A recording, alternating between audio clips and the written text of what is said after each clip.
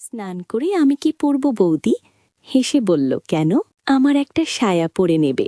আমার একটা বৌদি আছে, বেশ কয়েক বছর হলো তার বিয়ে হয়েছে, কিন্তু কোনো বাচ্চা হয়নি। বৌদি আমাকে খুব ভালোবাসে, আর বৌদি দেখতে সুন্দরী, মানে ফিগারটাও খুব সুন্দর। বৌদির বাড়ি আমাদের বাড়ি থেকে কিছুটা দূরে। একদিন কলেজ ছুটি থাকার জন্য আমি বৌদির বাড়ি গেলাম। আমাকে বলল, আজকে দুপুরে আমার এখানে খেয়ে যাবে। কিন্তু আমি কোনো জামা কাপড় নিয়ে আসিনি, তাই বৌদিকে বললাম, স্নান করে আমি কি পরব? বৌদি হেসে উঠে বলল, কেন? আমার একটা সায়া পরে নেবে। তোমার দাদা দুদিনের জন্য বাইরে গেছে, এখন বাড়িতে আমি একা, তোর লজ্জার কিছু নেই। এবার আসল গল্পে আসা যাক। কথা দিচ্ছি, গল্পটা শুনলে মজা পাবে। তো চলো শুরু করা যাক। আমার নাম রাজেশ, সবেমাত্র 12 ক্লাস পাশ করে কলেজে অ্যাডমিশন নিয়েছি। আমার বাবা একটা মাল্টিন্যাশনাল কোম্পানিতে উঁচু পোস্টে কাজ করে, মা স্কুল টিচার। আমি বাবা মার একমাত্র সন্তান। বাবা সুঠাম স্বাস্থ্যের অধিকারী, গায়ের রং ফর্সা আর দেখতে সুপুরুষ। মা বেশ সুন্দরী, গায়ের রং বাবার চেয়েও ফর্সা। আমার বাবা বরাবরই একটু হাসি খুশি প্রকৃতির মানুষ, সবসময় আনন্দ ফুর্তি করে সময় কাটিয়ে দেয়। মা সেই তুলনায় একটু গম্ভীর প্রকৃতির, কিন্তু বাড়িতে বাবা যখন থাকে তখন মাকেও বাবার সাথে তাল মিলিয়ে চলতে হয়। মোটের ওপর আমাদের বেশ সুখের সংসার। আমার হাইট প্রায় 5 ফিট 8 ইঞ্চি। আমার এক বৌদি আছে, বেশ কয়েক বছর হলো তার বিয়ে হয়েছে, কিন্তু কোনো বাচ্চা হয়নি। বৌদির বাড়ি আমাদের বাড়ি থেকে কিছুটা দূরে। আমার বৌদি আমাকে খুব ভালোবাসে। বৌদিও দেখতে সুন্দরী বলতে যা বোঝায় তাই, ফিগারটাও খুব সুন্দর।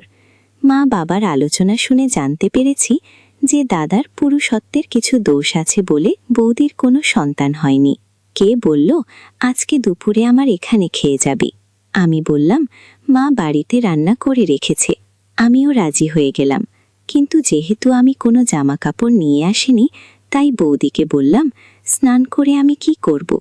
বৌদি হেসে উঠে বলল, কেন? আমার একটা সায়া পরে থাকবে। তোর দাদা দুদিনের জন্য বাইরে গেছে, এখন বাড়িতে আমি একা, তোর লজ্জার কিছু নেই। আমি বৌদিকে ধমক দিয়ে বললাম, তুমি যে কি বলো না বৌদি, আমি তোমার সায়া পরে থাকব। বৌদি আলতো করে আমার গালটা টিপে দিয়ে বলল, কেন, কি হয়েছে?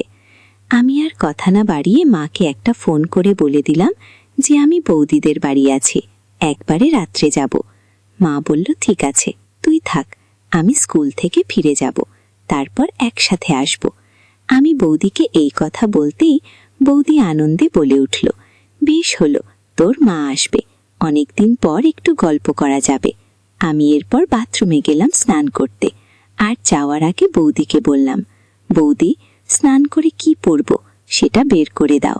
বৌদি আমার কথা শুনে নিজের ঘরের দিকে গেল, আর হাতে করে একটা সায়া আর একটা ব্রানি এসে হাসতে হাসতে আমাকে বলল, নে, এই দুটো তোর জন্য নিয়ে এলাম। ছায়াটা ঠিক হয়ে যাবে, কিন্তু বাকি যেটা আছে সেটা ঠিক হবে কিনা জানি না। আমি বৌদির দিকে অবাক দৃষ্টিতে তাকিয়ে বললাম, সায়া ছাড়া যেটা নিয়ে এসেছ সেটার সাইজ কত শুনি? বৌদি আমাকে বলল, ওরে বদমাস, কায়দা করে বৌদিরটা জানতে চাইছিস?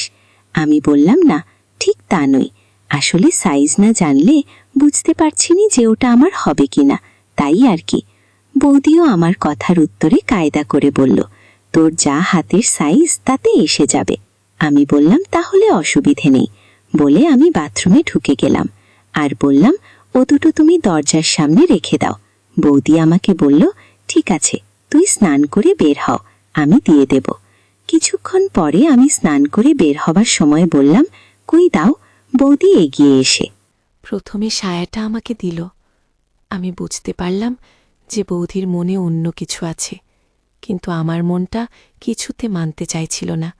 কিন্তু বৌদির অবস্থা দেখে আমি বুঝতে পারছিলাম যে আমার ইচ্ছা না থাকলেও কোনো উপায় নেই। সে জোরে জোরে নিঃশ্বাস নিচ্ছে। আমি এবার বৌদিকে বললাম, বৌদি, তোমার কি শরীর খারাপ লাগছে? এই কথা শুনে আমাকে বলল, ঠিক ধরেছিস, অনেকদিন পর আজকে আমার শরীর খারাপ লাগছে। তোর দাদা তো আমার দিকে নজর দেয় না। আমি কিছু না বোঝার ভান করে বললাম, কি করার কথা বলছো? কি করতে হবে তুমি বলে দাও। কারণ এর আগে কোনোদিন আমি তোমার শরীর খারাপ হওয়ার সময় সামনে থাকিনি। বৌদি বলল, ওরে বোকা, এই সময় একটাই মাত্র ওষুধ, সেটা হচ্ছে তো। আমাকে একটু। আমি বললাম, কিভাবে? বৌদি বলল, আয়, আমি দেখিয়ে দিচ্ছি। তারপর অনেক কিছু হলো।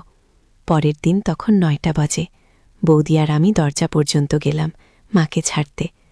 মা বেরিয়ে যেতেই বৌদি দরজা বন্ধ করল। সে সময় টেলিফোন বেজে উঠল বেসুরভাবে। আমাদের আলাপে ছেদ পড়ল।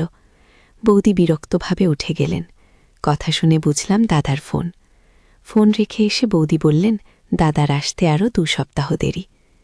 তারপর বেশ কয়েকদিন পরে ইউনিভার্সিটি থেকে বাড়িতে এসে দেখি বৌদি আমাদের বাড়িতে মায়ের সাথে গল্প করছে। আমায় দেখে চোখ টিপলেন। আমি তো মহা খুশি।